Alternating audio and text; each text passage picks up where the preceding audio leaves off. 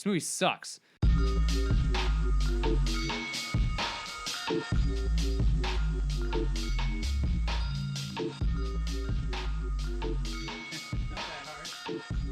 smart. I can do things. Mama says I can edit a podcast. Mama says that's like editing a podcast. Takes a long time and you die at the end. Felt weird being back at the movie theater again. Yeah, it was well similar to the experience I had going to movie theater before, being as there was nobody in it, which is usually like what I see. It's like the only time there's ever people in a theater is when we go to like one of those theaters that sells alcohol.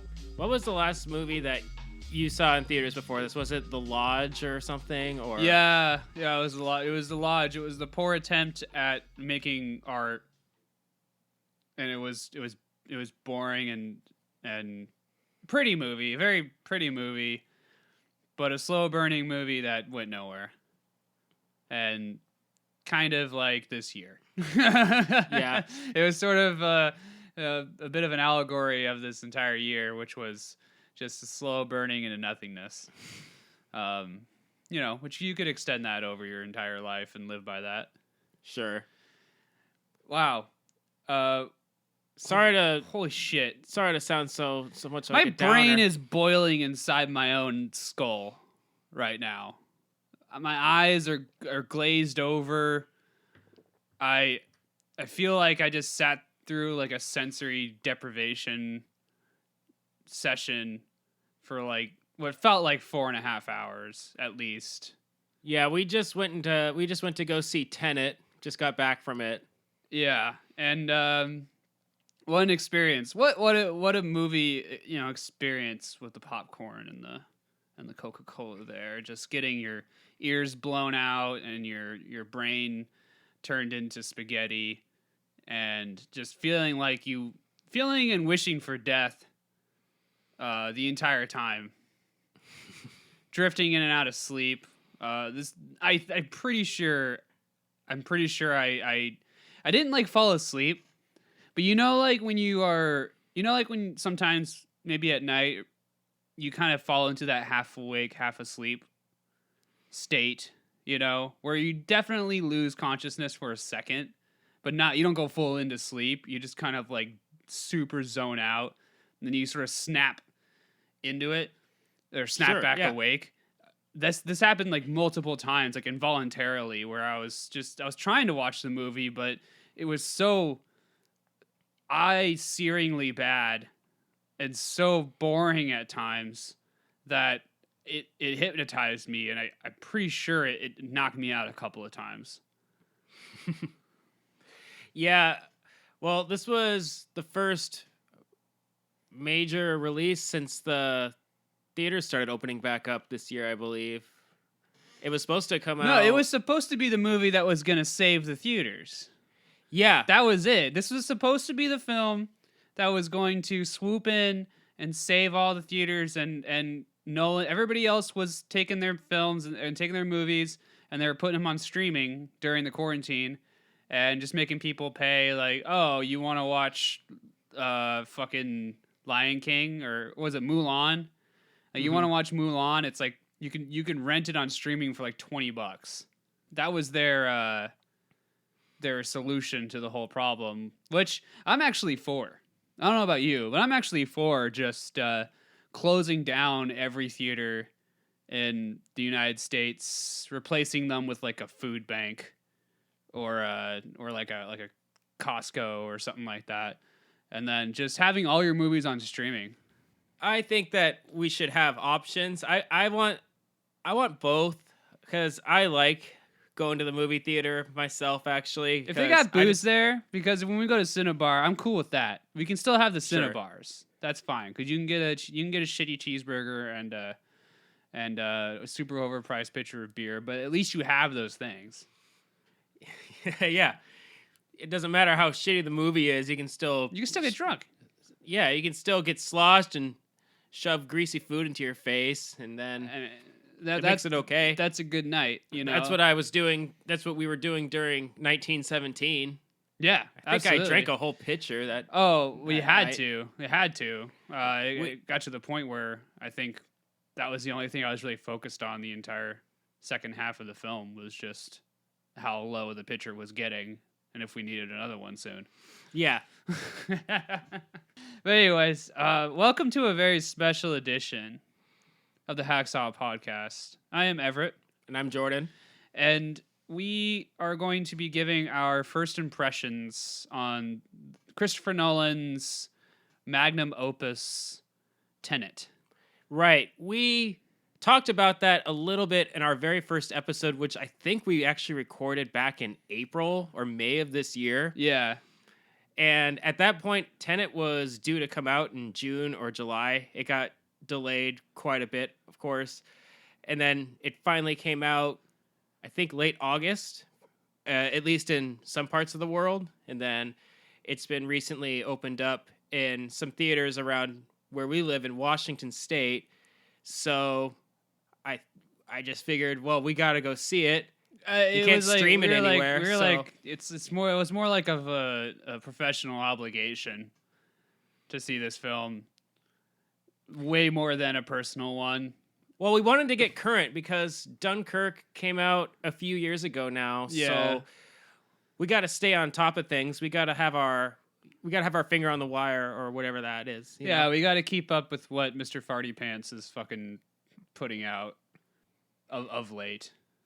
Yeah, and this was supposed to be the biggest movie of the year, and it just got released to a resounding meh. It was definitely long. If big means long, it was long.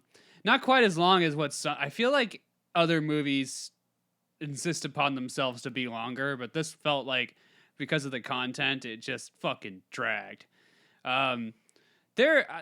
I'm kind of in a place, Jordan, where like I really don't know where to begin because we're kind of doing this episode off the cuff. We're not really doing. This is just our first impressions. So, Jordan, why don't you give me the first thing that comes in your head when you think about Tenet? Noise? Okay, so let's start there. Let's start this sound mixing, and some people may not give a shit about sound mixing as much, but when it's to this level of, I'd say, arrogance, for one thing, and just poor attention to detail, it just completely shows. I was like, my ears were like actually hurting halfway through this film. And, you know, Jordan and I, like, we see bands, we go to shows, we play music together without earplugs. We in tiny rooms with our volume cranked all the way up, and that's how bad it was. Like it was worse than going and seeing like a metal band live. It was louder than that. Mm-hmm. And some people, you might be thinking off the off the cuff there, you might be thinking that sounds awesome, something loud things are sweet. But this is not the good type of loud. This is not the rock and awesome type of loud. This is like every single sound is just this clipping, peaking, just blown out, completely overcompressed, just in your ear, causing tinnitus like throughout the entire film. Yeah, it was hard for me to focus on anything happening because the soundtrack and the overall sound mixing and editing was just so unbearably loud the whole time, and everything's just maximized. There was no use of like silence or anything really. There was no like negative space in terms of like the soundscape. He didn't really utilize any of that. What I did notice is that what was nice about the sound being loud is that as I would occasionally drift into a weird like sleep paralysis, the loud gunshots or the bangs or whatever like that would kind of snap me back awake, So I was like, So like in the middle when it was getting really fucking boring, because this movie is just chunks of really boring, repetitive, uninteresting expositional dialogue, bookended with different scenes of loud bangs.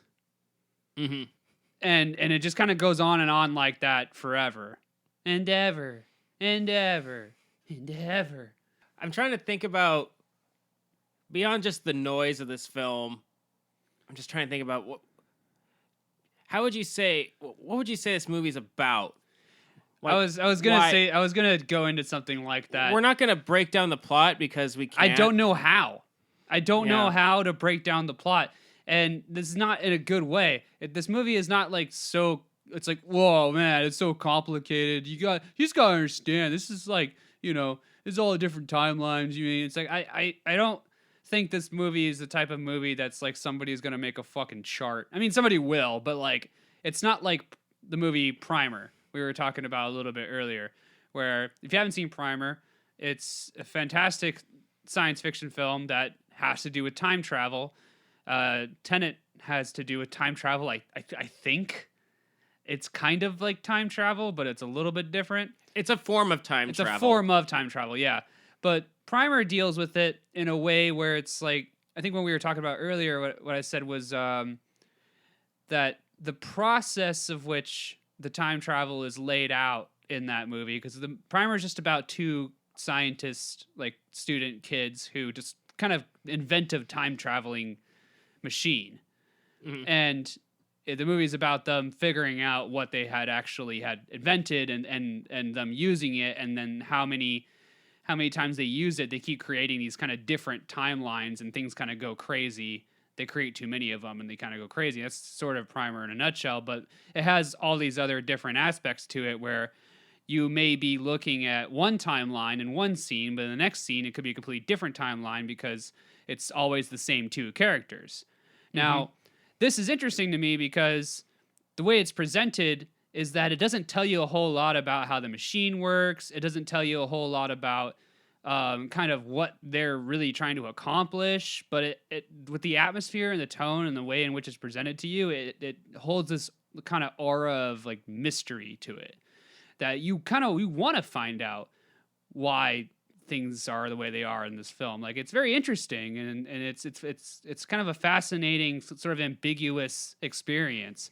With Tenet, it's like a convoluted, milky mess where none of it was intentionally ambiguous. It was like a shade attempt at ambiguity, but it was ambiguity, and it just comes across like it was made by people who don't know what the fuck they're talking about or what they're doing. Well, the way I think that it was conceived was that it was intentionally made to just be hard to figure out. Here's a puzzle. I got a puzzle box. I'm just going to empty it and throw it out, all the pieces out on the floor. But if you're not enjoying what the puzzle, if you don't enjoy like what the puzzle's meant to be in the first place, you don't then enjoy the actual process of putting the puzzle together. And also, it seems to me like the person who made the puzzle doesn't even know how to solve it. I do not believe for a second that even Christopher Nolan knows exactly how this fits together. It just doesn't. I don't get that, because even if he did, it's sort of like who gives a shit? Because it's not interesting. Nothing about it is interesting. The whole thing about Primer, the interesting thing was that movie propped up the fact that they were time traveling themselves. That was the point of the movie, was that these two fucking nerds figured out how to make a time machine. That is the cool part. That's the interesting part. They made a fucking time machine. It's a time travel story or plot that's on a very small scale. Very small. It's just two engineers who work at some company, Right. And in their spare time, they just try and create things in their garage to get patents on them, and hopefully they can sell one, they can quit their jobs and get to do what they really want to do. And they sort of accidentally create a kind of time machine, and they want to use it. It's one of those things where we have to use it because I mean, you made it. Of course, you have to use it. You made a time machine. How would you not use it? But the thing is that movie really emphasizes that holy shit, there's time travel. In Tenet, in the first 10 minutes, they're like, oh yeah, by the way, there's time travel. and everybody's cool with it, and it's fine. Like the main character who had no idea about it is just like, oh yeah, okay, so we're time traveling now, cool.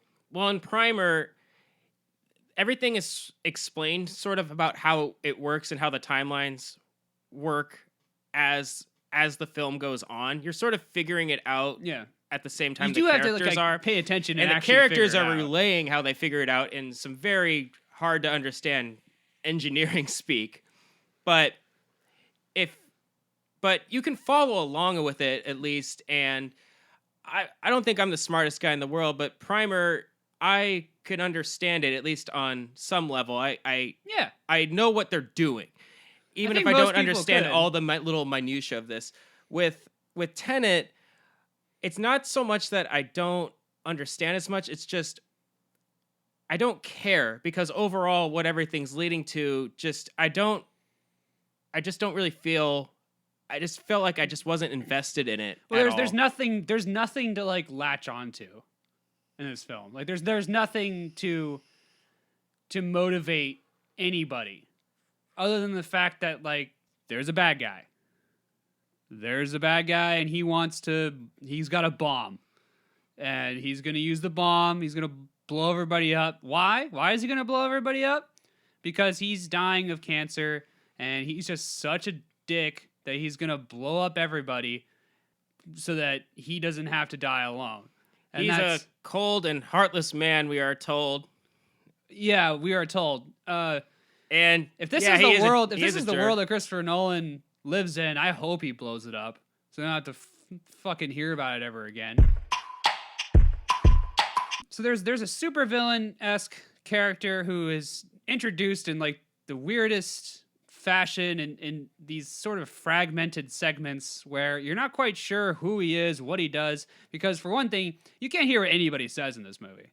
You can't hear any dialogue whatsoever. You hear bits and pieces. The movie is incredibly loud, yet still, with that, the dialogue delivery and the cadence between lines is so terribly robotic and underperformed that you can't even get any information out of it. Mm-hmm. But my point I was trying to make is that there's a supervillain who wants to blow up the world and kill everybody in it. That's his goal, is to kill the whole world. And he has like an army of guys, apparently, who are all on board too. He's like the Cobra Commando. Well, he's an arms dealer. He's some sort of billionaire Russian oligarch of some kind. It's always a Russian oligarch. Yeah, there's nothing creative. That's super creative of Christopher Nolan to make the bad guys some like heartless Russian dude. And we're told he's the most ruthless arms dealer in the world. So we don't really ever see him really do anything that ruthless. Because, well, for one thing, it's a PG-13 movie, so you know it sucks. You see him make threats, and he's mean to his wife. He's abusive to his wife, and yeah, that's emphasized quite a bit. So you got a level of issues here, not just with the soundtrack just being omnipresent and just incredibly it's so up its own ass, just too. so overbearing. So up its own. You thought like the what is it, the James Horner or whoever did Hans Zimmer? Hans Zimmer fucking horn, if you thought that shit from Inception was annoying, they basically do like a remix of that throughout the entire film, where the wah is just repeated over and over and over again in like short succession. So it's just like, oh yeah, remember that really annoying thing? Let's do it like 1,000 times more. You know? It kind of hampers the engagement for me with a lot of the action sequences.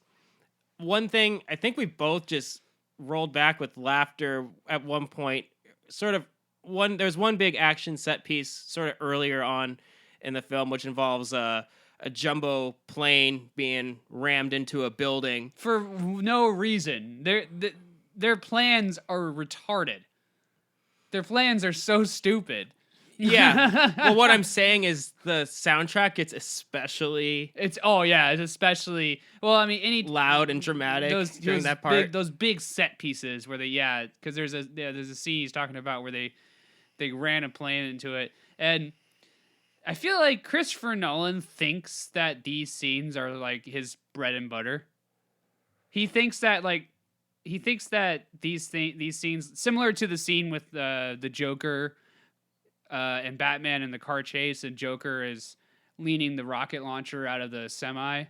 Just that whole sequence where the Batmobile changes into several different types of Batmobiles and bat cycles and bat planes, and I feel like Christopher Nolan to himself is like, that's what I nail. Those are my scenes.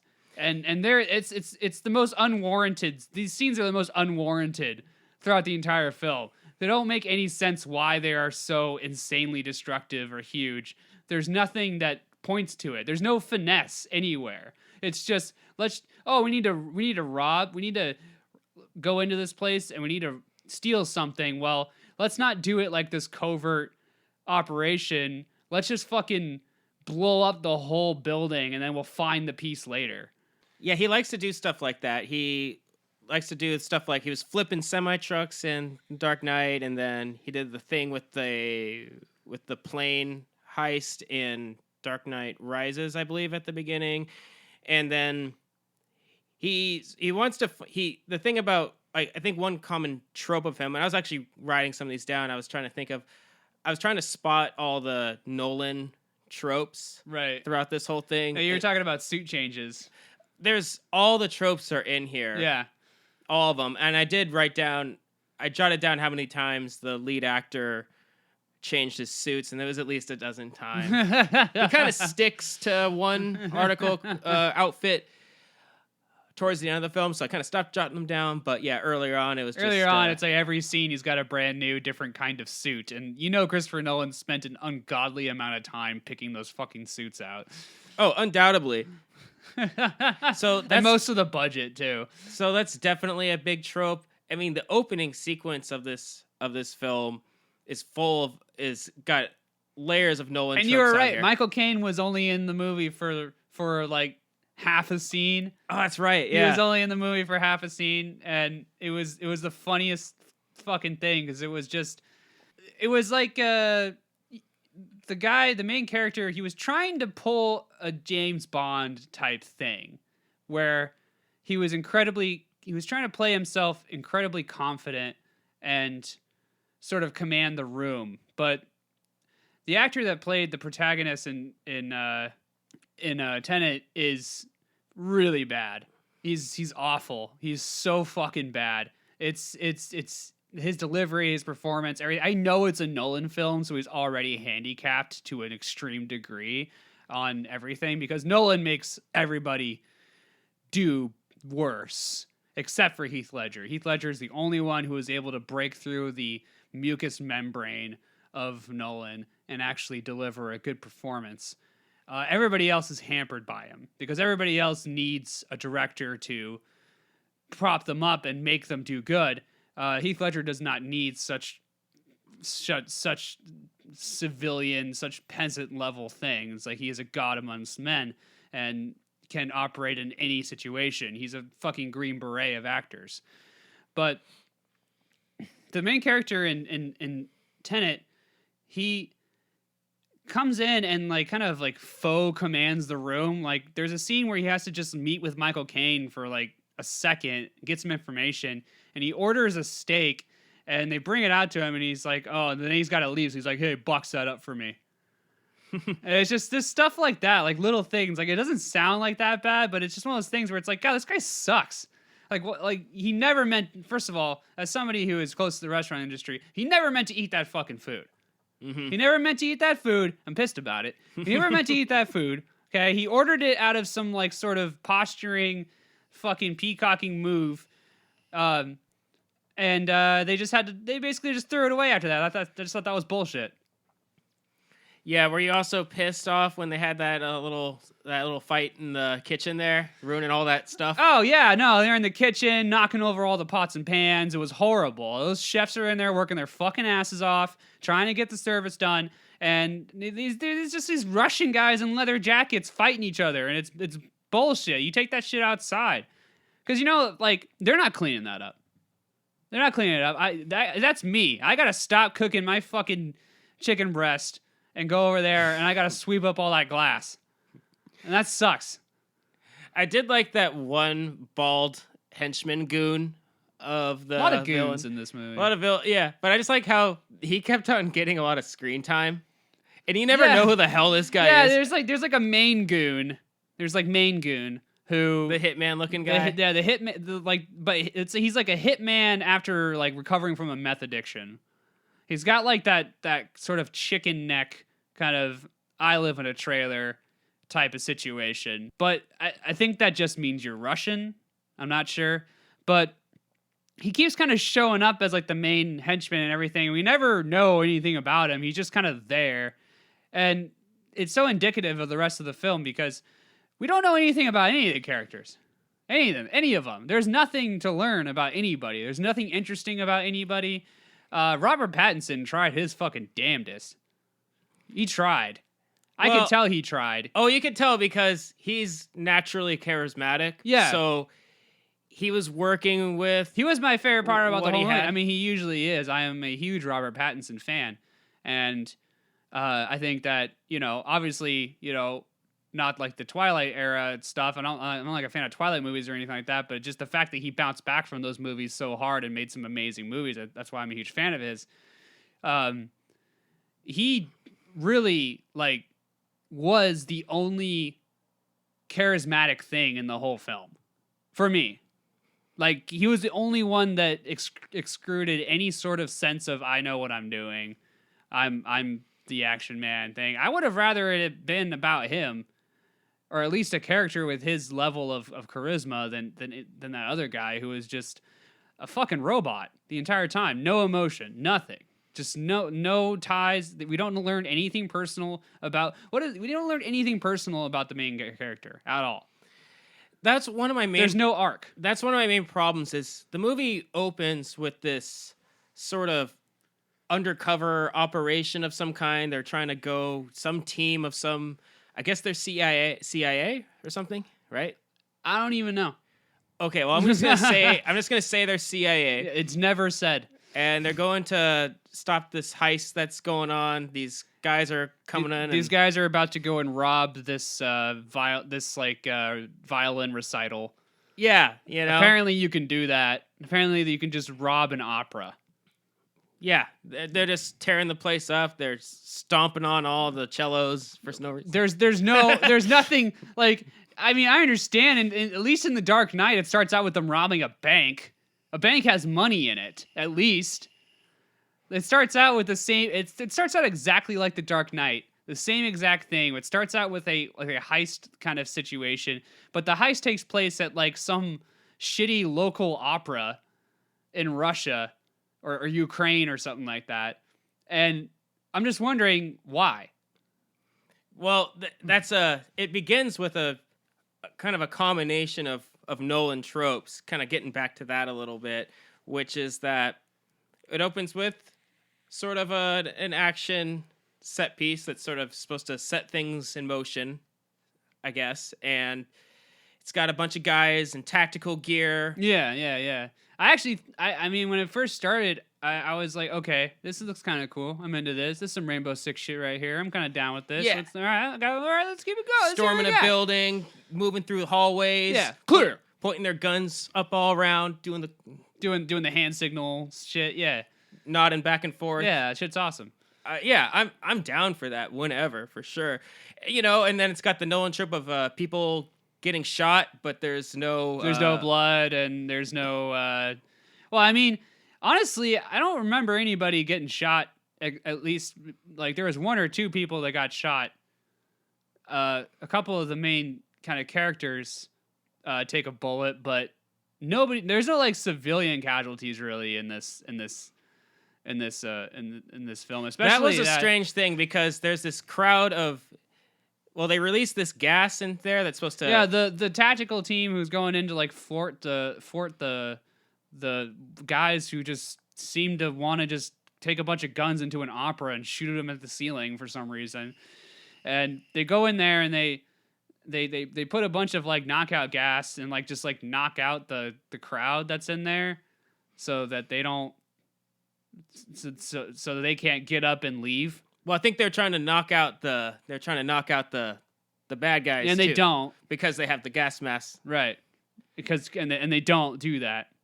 Yeah, Like the bad guys, the only people that they knock out are people sitting in the chairs who just, I mean, obviously this is nitpicking, but like, you know, usually when there's guys with guns in the room, you really want to get people out of that room. And I think the last thing I'd want to do is knock out a couple hundred people and have them totally immobile, sitting in chairs, you know, while there's a gunfight going on around them. by some miracle, none of the people, or at least we're not shown, but as far as I can tell, it's implied that none of the people in the audience get shot. You see some squibs go off around the chairs. Yeah, but you know, I don't know. Maybe it was just a prank, bro, and they were just all using blanks, and it was just a funny prank going in there, and just, I mean, it was funny. They did go up behind that nerd and they busted his cello. Yeah.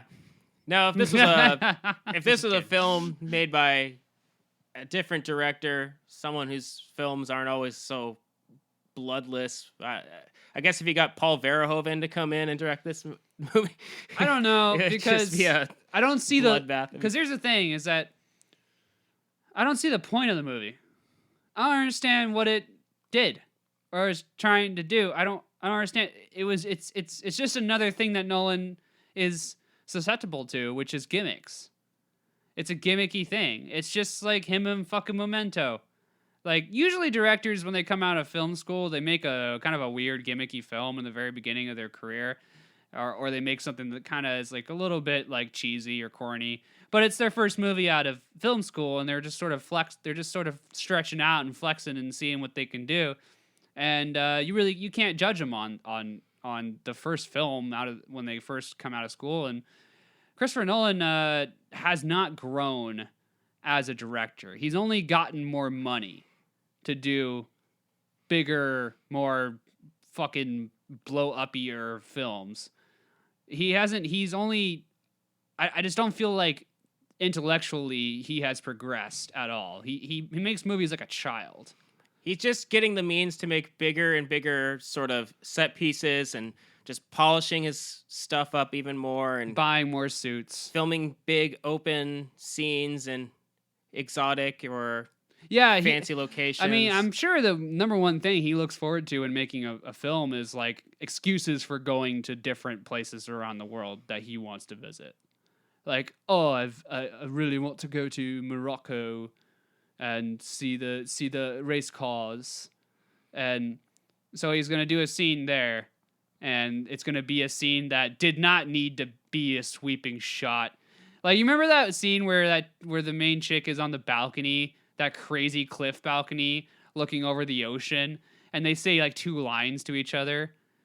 oh yeah, It's like the most pointless scene ever, where it's like the lines they say are not heavy at all. Like, usually when you have a big, so she comes out onto the balcony of this like built into the side of a cliff mansion, and the balcony overlooks this huge cliff that goes all the way down the ocean, and the camera is out kind of free floating over the balcony looking at her. So it's this grand, sweeping, insane, beautiful wallpaper shot. And the guy just comes up and is just like, yeah, we're gonna get that guy, don't worry. Or yeah, we're gonna I don't know what he said. He can't fucking hear anything anybody says, so I don't even know what he said, but he says like two lines to her, and I'm like, how much did that fucking scene cost?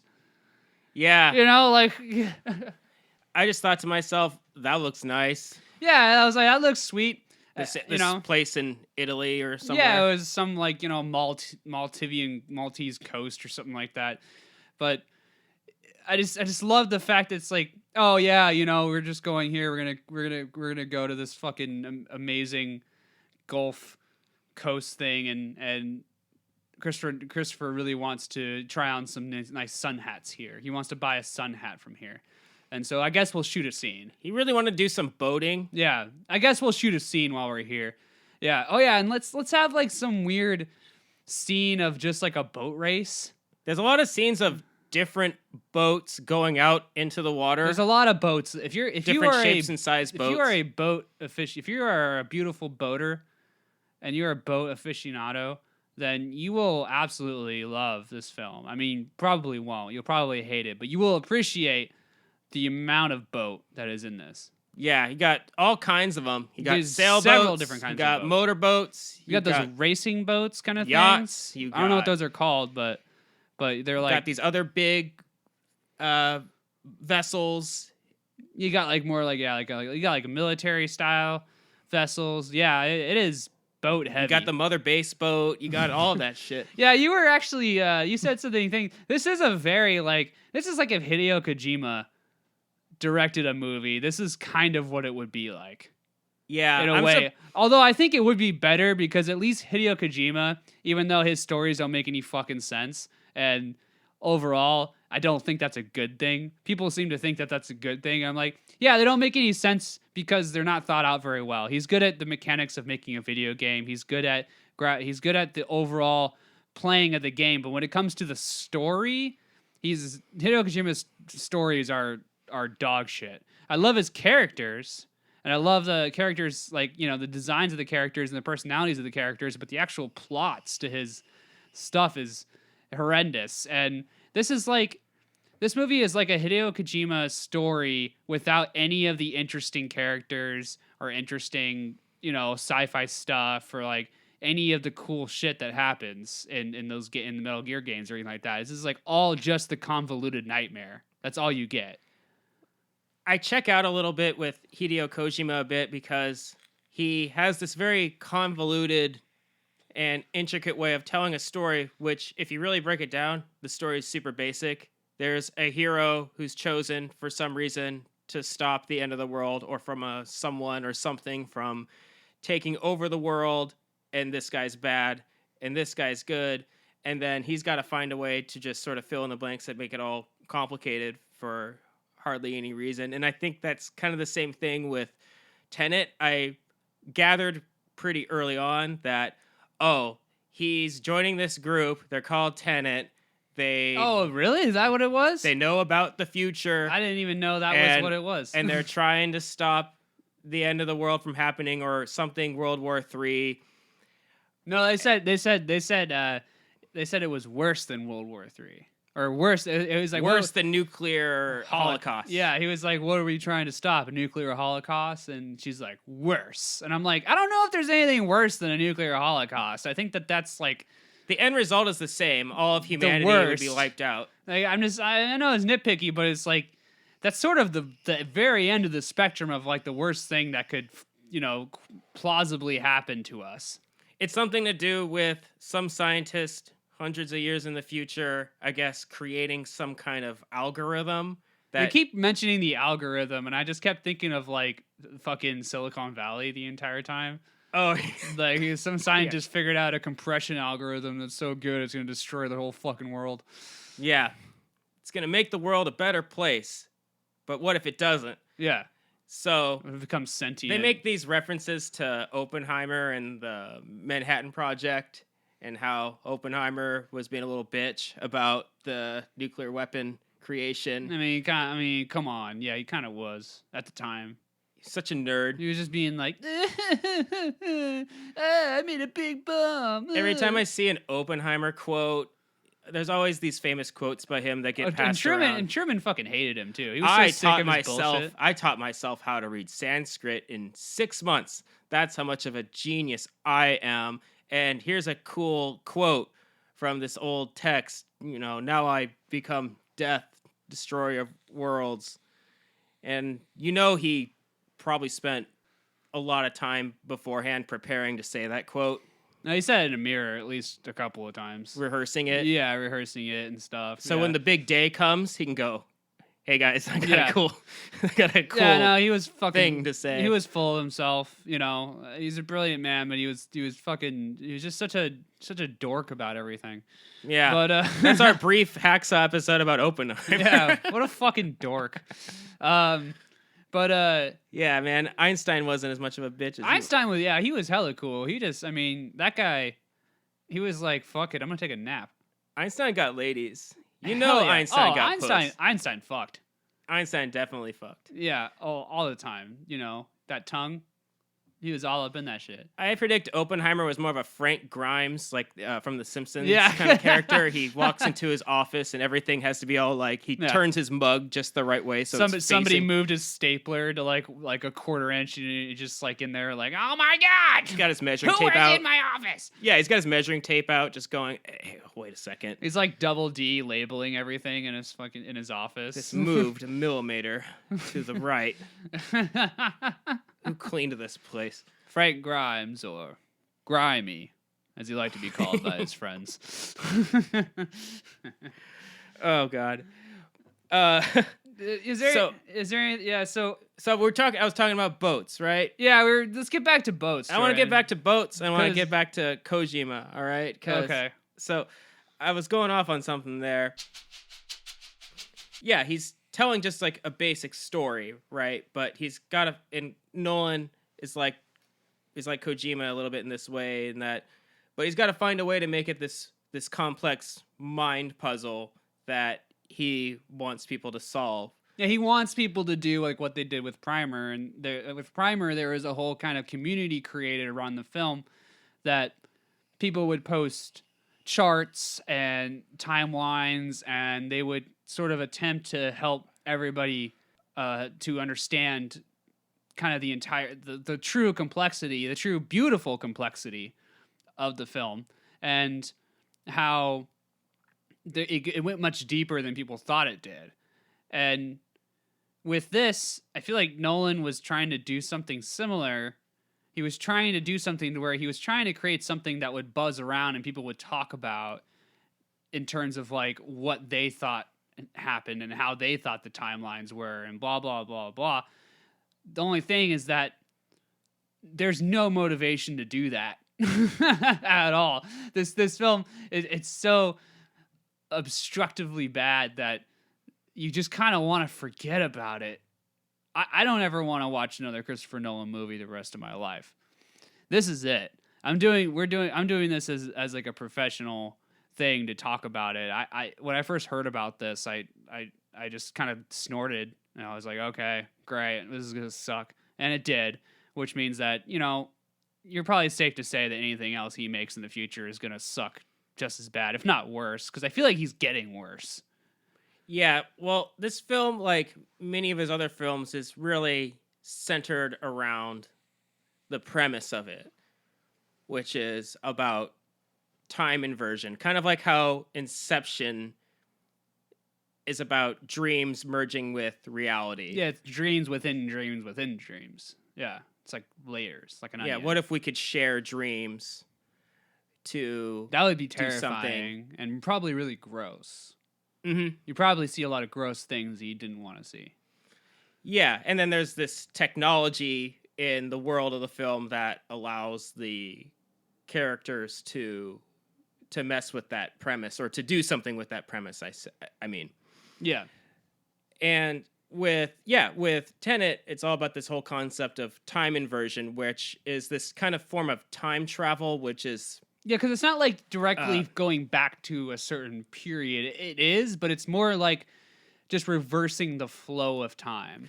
Right. This is something that they really lay onto you pretty thick early on in the movie, where the protagonist, the main character, he's just called the protagonist. It's really dumb. They state this at least a couple times. So we're just going with that. But yeah, he meets this one scientist woman who's just there to kind of tell Yeah, him we never about... see her again. Yeah, we never see her again either. Yeah.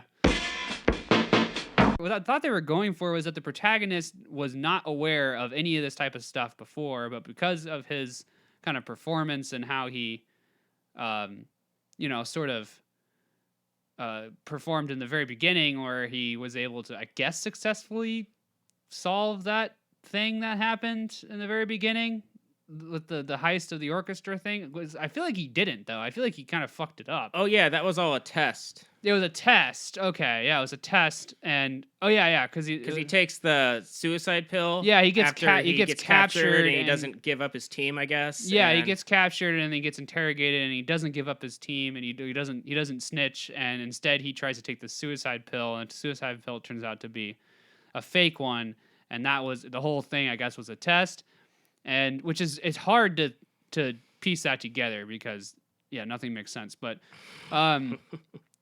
Then he kind of goes into with the scientist, this Q kind of esque lady, who just shows him like it's like, oh, one of these bullets is a regular bullet, and one of them is a bullet that's been inverted, a bullet that exists that moves through time in reverse. So that means that he can hold his hand over the bullet, and it'll go up into his hand as if he dropped it, but in reverse. And he just does that. It's like fucking magic when it happens, and he's just like, oh, cool, all right, I get it. There's no like, whoa, like, well, holy shit. This happens sometimes, like especially in other films where there's like aliens and stuff, and there's like people who are just like, oh yeah, okay, there's aliens now. Yeah, like, he just kind of goes, huh, yeah, okay. So what kind of metal are these bullets made out of? Because so how does it work? Like, blah, blah, blah. There's a specific kind of metal, and there's certain arms dealers who deal in certain kinds of metal made for certain bullet casings, and let's find the guy to track this guy. The movie never stops to just let people just act like people for a second. The movie never breathes. The movie never breathes. It's like the dialogue is so Christopher Nolan. It's Nolan off the charts. And the same thing as like, it's like that scene in The Dark Knight Rises where Bruce Wayne is talking with Catwoman at that ball, that gala. They're like dancing together, and they're just sort of like spitting exposition at each other back and forth in this robotic, inhuman way. That is every single character interaction throughout the rest of the film. I feel like Nolan had such a packed script. He had so many pages of script to cram into. It's still a long movie. We didn't need half that exposition. It's a 2.5 either. hour long movie. It's kind of like it's kind of like making a song where you write all the lyrics first, right? And then you're a rock band, like you go like, all right, we got to make this like a 4.5 minute long song tops. Yeah. So let's get all those. Let's figure out a way to cram all those lyrics. Let's in cram there. like the 24 paragraphs of lyrics into this like 4-minute song, and we're not REM. Yeah. Or the Manic Street Preachers. Yeah, and you're not one of those bands. So you're just like, yeah, it's like you have to be specifically going for that in order for that to work. And this movie was not structured around that at all. So you just have these characters cramming, just absolutely stuffing to the brim, like it's fucking Christmas time, the day after Christmas, and you're like stuffing recycling into your fucking bin to get picked up. And you're just stomping on it and just pressing it, and you can't even close the whole lid. It's like spilling out the top, but you wheel it out to the curb anyways, because you're like, fuck it, those guys get paid to lift this garbage up. If it's not all the way in there and not shut, I don't care. Yeah. You know? So everything is just there in service just to move things along, and things are constantly just moving along. Yeah. And you kind of know what the end point is going to be. Or at least I kind of thought so early on. I went into this movie pretty blank. I didn't look up any reviews about it. I've seen a couple of the trailers, but the trailers also go out of their way to really not explain any of the plot to you. Well, yeah, because if there's no plot to explain, and if they tried to explain anything, it's like it's pointless. The trailer just mostly pointless. showed shots of the characters, kind of. They showed the money shots. They showed the shots of the cars flipping around backwards on the freeway during that car chase scene. This very anemic kind of car chase scene that was just so boring. It's like, oh, we need to there's like a delivery truck with something in it. I don't know what it is or what it's for. It's never explained why they want it or need it or why it is what it is. I guess they keep saying it's got the artifact. The artifact of what? I don't know. I don't know what. So the scientist person in the future didn't want her thing to be discovered, so she put it in a series of locations in the past in these undiscovered nuclear waste sites or something. And in several different, she stored them in the different Call of Duty maps. So if you discover all of the Dragon Balls and put them together, then you'll be able to get it all to work and trigger Doomsday. It's really so you have you're a out. scientist and you made a bomb that's like worse than a nuclear bomb, that's like an antimatter bomb that just vaporizes everybody on the planet, and you knew that it was like, you didn't know until after it was done that it was bad. You're like, oh wait, no, I shouldn't do that. That'd be bad. And there's one scene that I thought was so funny was, so the main kind of female lead, who is kind of sort of not really a love interest, but kind of a love interest of the main character. It's more of like he's just like protecting her. Doesn't really make like a move on her or anything like that. Well, the guy, there is no sexuality in this entire film. She's the wife, or I guess the estranged wife of the antagonist, the Russian guy. Right. I think his name is Sater. Sater, yeah. Right? Okay, I think you're right about that. And I think her name was Kat. I wouldn't know. I wouldn't know about that. I'm trying to remember the names. I'm trying real hard. It don't. And I think that you should save that space in your brain for more important things. But there's a scene where they're explaining to her about the bomb and what it's going to do. And they're like, yeah, it's going to kill all life on the planet. And she's like, oh no, that means that my son would die too. Yeah. It's like, yeah, lady. When I said all fucking life, she's like, oh no, that means it was going to kill my little boy. It's like, Jesus Christ. Yes. Yes, that's what it's going to do. I think that a lot of people, who are fans of Christopher Nolan are going to give this movie a pass because it's his first movie in a while. It's the first movie it's one of the only movies to really, or at least major movies to even come out this year at all. I feel like that's less of a pass, because if he was making a movie every 6 months, I would understand. Yeah. But he had years to do this. Right. Yeah. That's a good point. This movie will also get a pass by a lot of viewers, especially his fans, just because it's got the things that they like in it. And one of those things is it's got the big set pieces done with practical effects. Not really any... I don't know, man. There's a lot of CG in this. A lot of bad CG. Did you not see all the terrible CG of like? I did see some of it. Of like the debris falling and the especially towards the end. Yeah.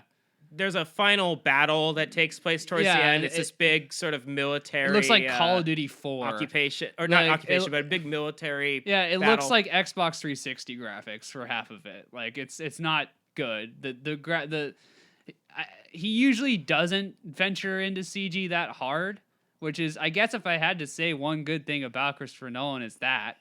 It's that, because I always appreciate...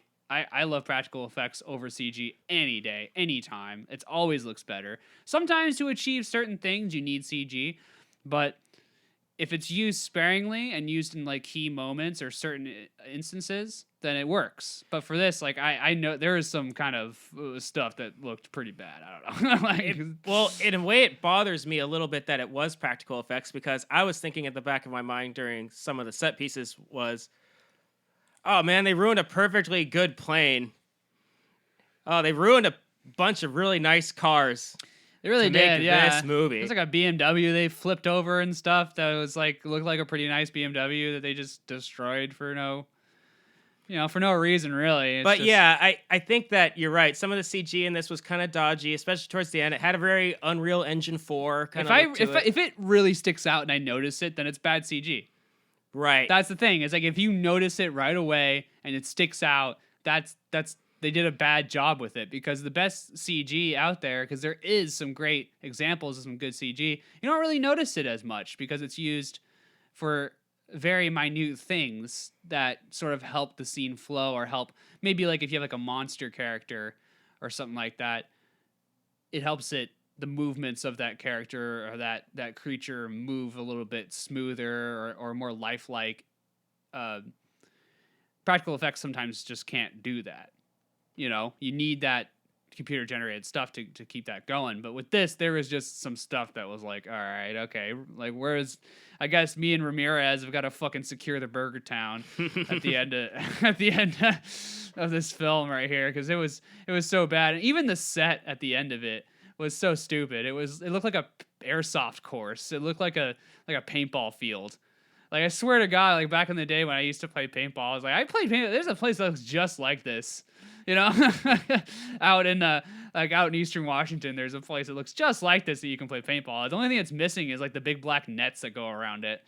To bring it back to, it looked like something out of a video game. It looked like something out of a Metal Gear Solid 4 Kojima game. It just reminded me of that, kind of in the beginning of the game where you're in the Middle East and you're going along this pathway. Yeah. Buildings are scripted to fall down at certain points, or bombs to go off, and it all felt so orchestrated. It felt so contrived. Like, when I see a big epic battle scene with like lots of soldiers and shooting and bombs. He did use more extras in this, which I was surprised. Like I like the fact that he actually hired people to work on his movie this time. Yeah, the thing that's really hard to nail with these action scenes, though, is like you want things to have a sense of chaos to them. You don't want to notice when certain things are timed to happen. Yeah, even though they obviously are, because you got to film a scene. It's the choreography of the action. So some movies that do this much better, I'd say. Well, of course, there's Saving Private Ryan. Yeah, the opening scene in Saving Private Ryan is a great example, because it's totally, everything's planned out to a T, but it's filmed in a way where it feels chaotic and it feels like anything could happen at any moment. It doesn't have this like perfect sort of sequence of events like in the end of Tenet, where it felt like everything was just so perfectly like, oh, this is gonna blow up right when the character is just far enough away for it not to hurt him. This person is going to cover their assault or shoot the guys that are coming right at him right when they are totally defenseless, like a lot of Deus Ex Machina stuff, and it's all completely contrived and looks terrible. The ending scene is just, I felt like, was so pedantic. Like, it was so like anemic in a way where it's like, there's nothing, I don't understand what's riding here. I don't understand why anybody's doing what they're doing. And then there's like an ambiguous sort of ending to it where Robert Pattinson's character points to the fact that this is not the first time that he's had to go back in time and stop this bomb from going off, that he's going to have to do it again. Like, did you catch on that? Yeah, I don't know. Did you catch that? I always thought that maybe I was crazy and I was just making up my own plot to the film, because that's kind of what I was doing halfway through. I had no idea what was going on ever, so I just started kind of making up my own plot as it going on. Sure. And I was kind of having a little bit of fun with that from the time periods that I was awake. And towards the end, I just felt like there was a lot of stuff that he was trying to leave open and ambiguous. And it's like, no, dude, we need something. Can we have something concrete? Well, something solid. Everything, the way that the time travel works in this movie is sort of centered around that idea of everything that's happened has happened. We can't go. It's not one of those things where you can go back and change the future. Like the parallel universe situation. Yeah, they mentioned this, like the grandfather clock paradox. It's all about paradoxes, right? Yeah. So they can't really change. But then they said that the grandfather thing wasn't real. That like the grandfather paradox is that if you go back in time and kill your grandpa, then you wouldn't exist. Right, because it's a paradox. Yeah, but then they're saying that there is this, one of the scientists was like, oh, well, that's not true. You can totally go back and kill your grandpa. Yeah. I was like, what? Why? Well, explain why. Why is it that? Because that is a established paradox that's been around forever. You're just being like, yeah, no, that's not true. In fact, you can just do that. Yeah. I think it was all just meant to kind of close the loop of the movie a little bit, because the Robert Pattinson character, he was actually the one who was recruited, I think, or recruited. He was recruited by the protagonist. Yeah, the protagonist, I guess the twist was the protagonist, and I guess spoilers, but I don't care. Whatever. I don't care, because don't see this. Don't watch this movie. It's dumb. If you're listening to this because you've already seen it, this is more of a support group for you. This is more of a cathartic situation where you just need to know that you're not crazy. You're not crazy. It is a horrible movie. It's not you that can't understand anything. It's not your fault. This movie sucks. But the thing is that the whole twist of the movie was that the protagonist thought that he was recruited into this Tenet organization, but I guess it turns out that he was like the head of it the entire time. And Yeah. it was his timeline was that his body existed in the timeline from when he first started doing it, but then leaped forward to where the point where he had been doing it for a long time. If this doesn't make any sense, then you're correct, because it doesn't. Yeah. But then it appears that he thought that Robert Pattinson's character was the one that was the guy that knew it all, that was the head of the thing, but I guess it was flipped around, that it was actually Robert Pattinson that was recruited into the thing. And if this sounds stupid, it is. The end is the beginning, is the end, is the beginning, is the end. And so on it goes. God. It's just... I'm going to be so happy when I can just not ever think about Christopher Nolan ever again. Man, if I could just understand what the hell anyone was saying in this movie, I would have at least maybe enjoyed it a little bit. Yeah, you're just not going to. When it comes to Nolan and the writing, it's like it's hard to enjoy these things because he doesn't put any sort of like color into his characters. He doesn't put any sort of like, he doesn't make his characters interesting. It's like they're just conduits that are there to fucking vomit exposition out and move the movie along. It's it. He's like a director. He's sort of like a Michael Bay director, J.J. Abrams type director. Everybody sees Christopher Nolan. This is the problem with Christopher Nolan, is that people see him on this sort of like highbrow kind of situation, like the way people think about like David Lynch, or they think about like Scorsese or something like that. They think about Nolan sort of on that same tier for some reason, and he's not. He's a Michael Bay shitty, I'm gonna make movies for the Chinese director who's like in disguise, and it's like he's hiding inside this like sort of aura of like oh, I make provocative highbrow films. It's like, well, for one thing, you make superhero movies, and nobody who's highbrow makes fucking superhero movies. Nobody does that. That is garbage pail situation. Like, the only people that are highbrow that make superhero movies are the ones that make the more indie style ones and stuff, like Kick-Ass and everything like that. Like, those are cool, but like if you make those mainstream superhero films, you're not good. You're just a McDonald's employee. You're a McDonald's employee of the movie film, of the film industry. Like, you don't make art. You make a product. Yeah, he makes films that are, well, his whole brand is, I'm going to make big budget Hollywood blockbuster films that are high concept and mostly revolve around a unique premise of some kind. A gimmick. Or a gimmick, you could say. Yeah, for sure. And I'm just going to make it all complicated and make it like a Rubik's Cube. I'm just going to throw at you and have fun solving it, and see you next time for my next trick. Yeah. After you've solved this one. The magician! And he thinks he's being so crafty when he's putting these things together. Oh, he thinks he's so clever. He thinks he's so fucking like, oh, I really got him this time, didn't I? And his fucking walking stick and his walking cane twirling around and his fucking suit and his hat. Like, yeah. Ooh. one thing I'll give Inception over this film, and I'm not a huge fan of Inception, but It's a better movie. I would rather watch by Inception far. a million times Oh over my than Tenet. god, I don't even really like Inception that much. It was okay. I think that Inception is probably one of, I'd say for me, in terms of like this high concept sort of situation, that's probably the most passable movie he has. But one thing I'll give Inception a pass about is kind of like we're talking about, the characters are just not really characters. They're more of these vessels that are there to deliver explanatory dialogue back and forth and just service the overall story and premise of the whole thing, and just get everything from point A to point B or just until the end, right? Yeah. And with Inception, I kind of give that a pass because I think they do enough with that premise or gimmick to at least make you want to see the whole thing through and see where it goes.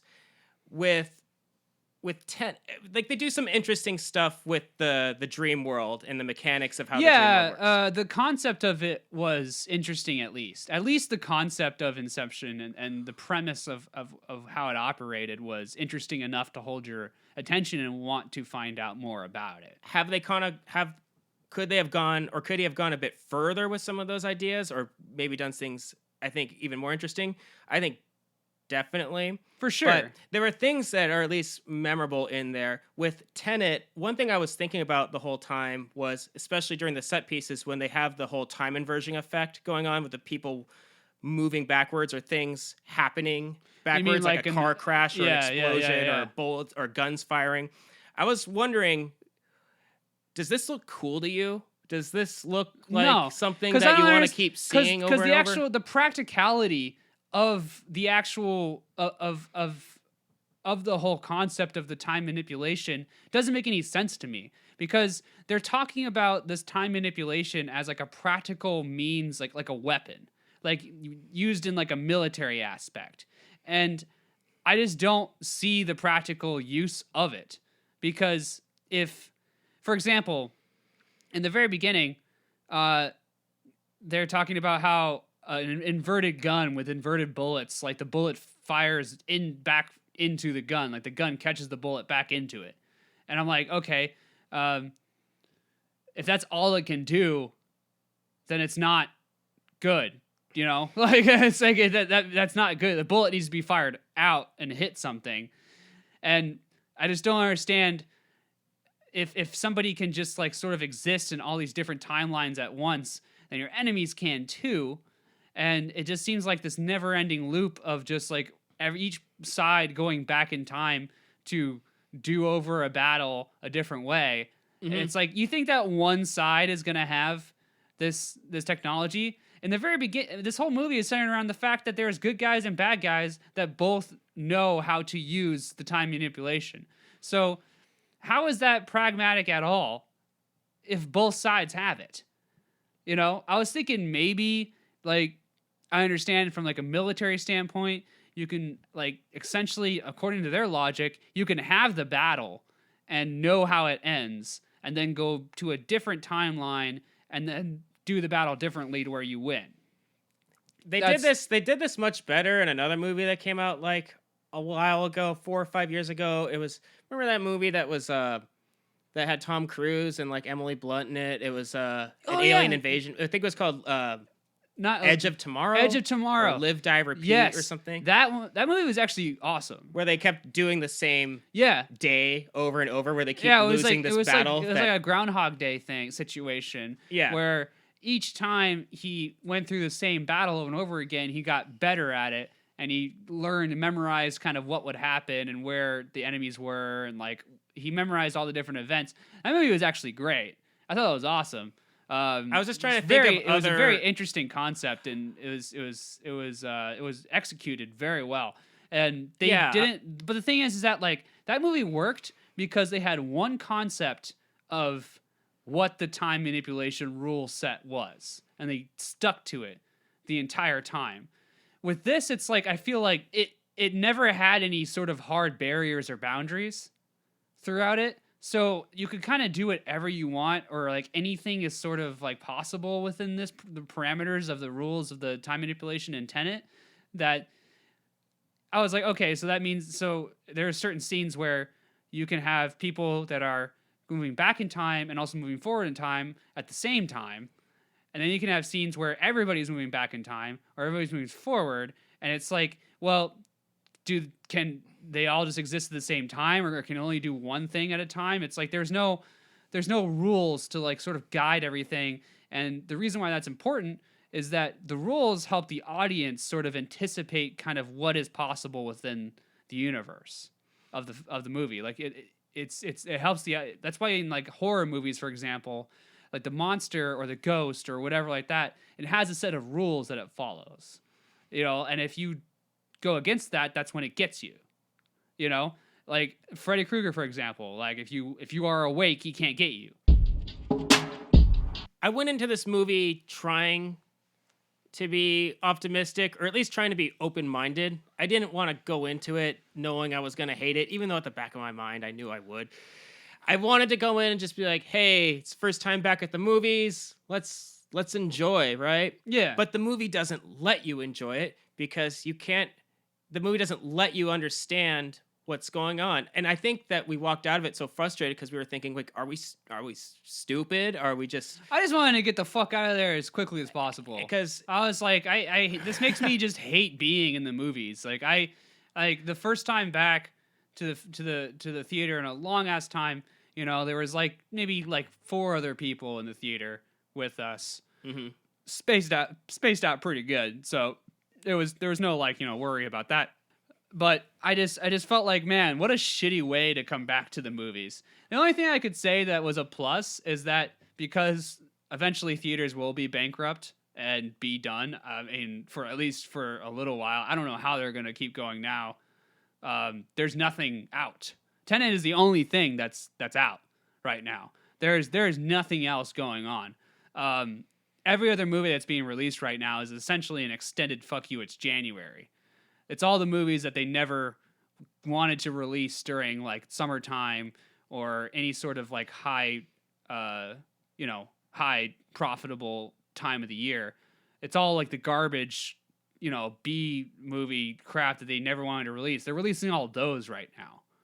And there's no reason to go to the movies right now at all. There's none. But I guess what I was trying to say is that the good thing is that the tickets are so fucking cheap. Mm-hmm.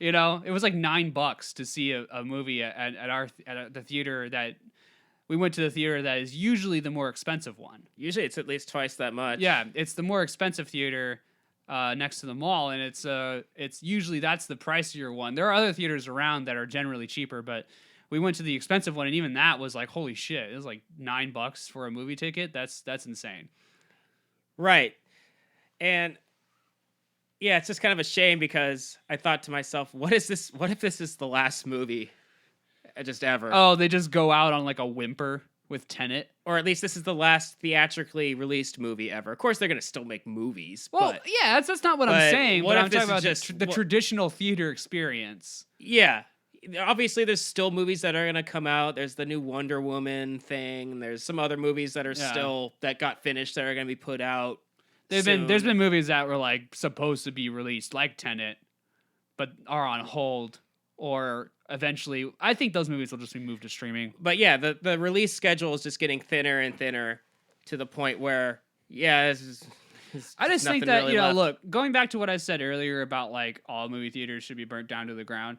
I think that, look, you can have them, but just make all the movies that would come out in theaters available on streaming too, because there's a reason why people go to the movies. It's not entire, and it used to be just to see the actual movies because we didn't have streaming, we didn't have all that stuff like that. So in order to see these movies, and not have to wait, several months for them to come out on VHS or DVD or like that. Well, it was only over the last decade or so that home theater setups started to get pretty good, or at least on a level that they could compete with the theater experience. And also like on an affordable level too. It's like, it doesn't cost thousands of dollars to get a TV and like a sound bar. Mm-hmm. You know what I mean? It's like, it's not that bad. It's also, not most internet and everything right now can support like 4K and stuff like that. So you have the opportunity to watch a super high res or high def, have like a full movie experience in your own home, and you don't need the theater.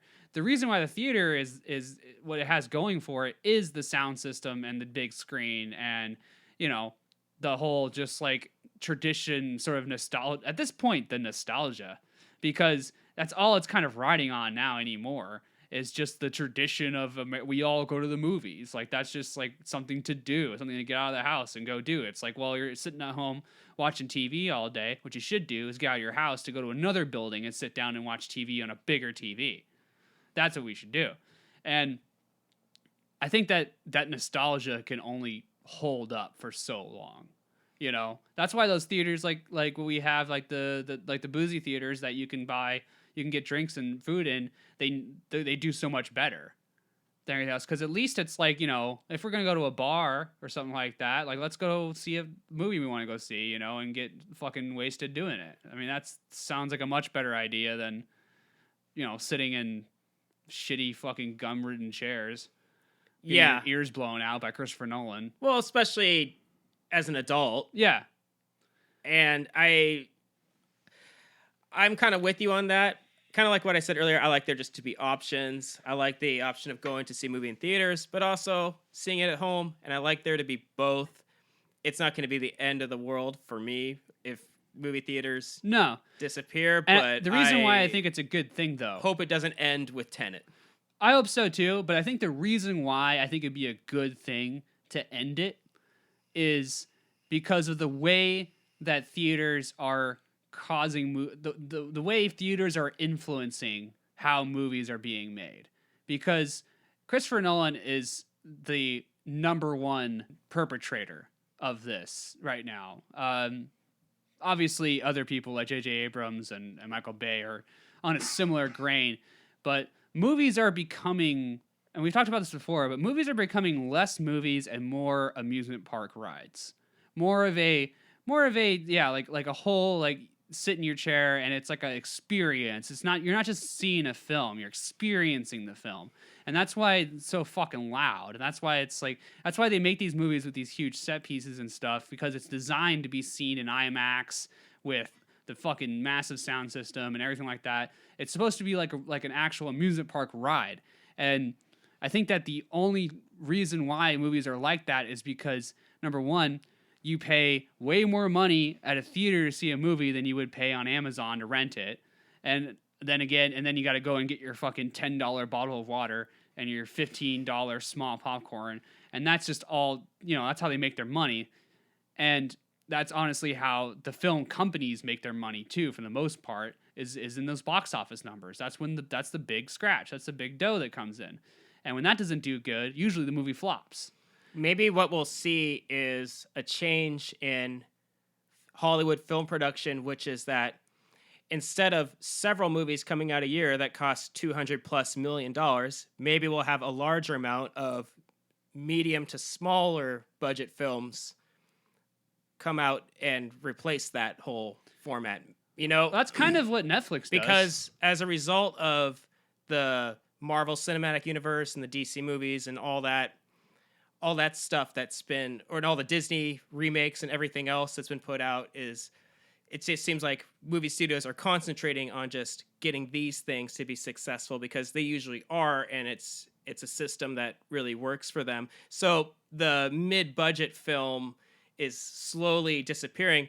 But you're right, because on streaming services like Netflix and Amazon Prime, I think these smaller projects are starting to find a home on there, and are also getting more people to watch them as well. And you need that amount of content too to keep a site like that up and going. I mean, maybe you don't. I could see somebody arguing that there's too much. I totally understand that argument. There's been some interesting things that have come out recently too that started to shift my mind over to that too, because there was this new Charlie Kaufman movie that came out that was really interesting and I really enjoyed. And I was watching this going, there's no way this movie would have been a big hit in theaters. And right. Another example would be like there's a David Lynch film that came out, in the last year or so that's just a 30-minute short film of it's him in black and white talking to a monkey. And I was just thinking, this is cool because I don't think this would exist or be shown much in theaters, or I don't think I'd see it anywhere. Yeah, in no. theaters. I mean, I think that's the thing is that like people don't really consume like that media like that in like what we used to do. You know, we like things to be in like sort of like bite-sized chunks for the most part. That's why, like, you know, YouTube, for example, it's like you can spend hours and hours and hours and hours and hours on YouTube just watching video after video after video.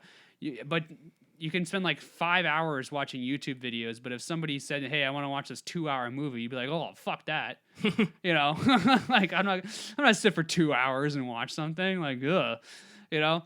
But the thing is that I think that streaming has so much more to offer, and really, a lot of those things, they just need that niche audience for it to be successful. Mm-hmm. A lot of those things don't need huge box office numbers to like show their success and stuff like that. Like you could just have David Lynch talking to a monkey for 30 minutes, and that probably cost next to nothing in terms to make. But if it makes a little bit of money on Netflix or Amazon or something like that, then it's gonna make its money back, and it's gonna allow them to do more stuff. You know, like that's fine.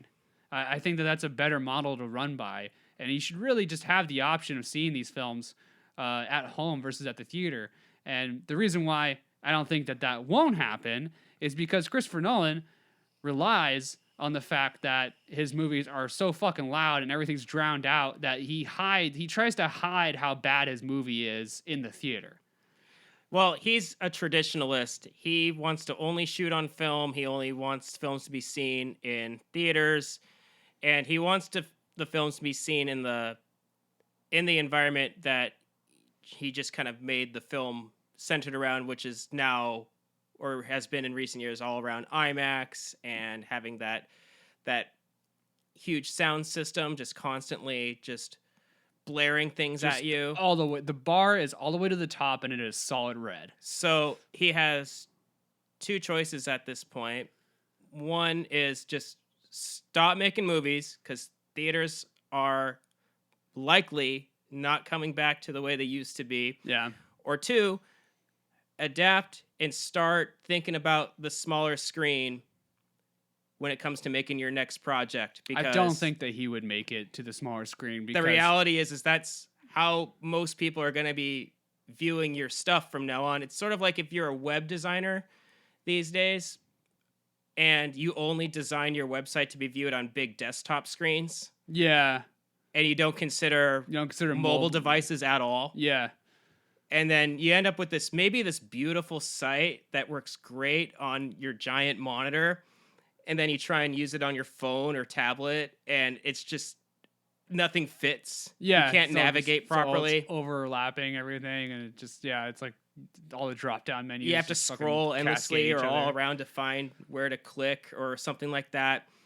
And I think that's ultimately his fate. And as far as I can tell, Tenet really wasn't a hit. Like I said at the beginning, it just got released to a resounding kind of flopped. It flopped. Totally flopped. The people who like Christopher Nolan films are already gave it positive reviews and just ate it up, and everybody else was just like, I think most people just don't care. I think that most people just straight up don't have an opinion on it because most people just didn't fucking see it and nobody cared. Well, I want to wrap this one up here. Oh, for sure. I think that at the end of our days here, Christopher Nolan will, if he refuses to adapt, he'll just maybe make another one or two movies, and he'll just make it for himself. He'll watch it by himself in his own theater. In a full suit. Yeah. Just drinking a fancy Chardonnay or champagne. Mm-hmm. Eating baby carrots. I don't know why, but he's eating baby carrots. He just gets that one last theater before all the theaters get demolished, he just gets that one last theater. I honestly don't think that he gives a shit.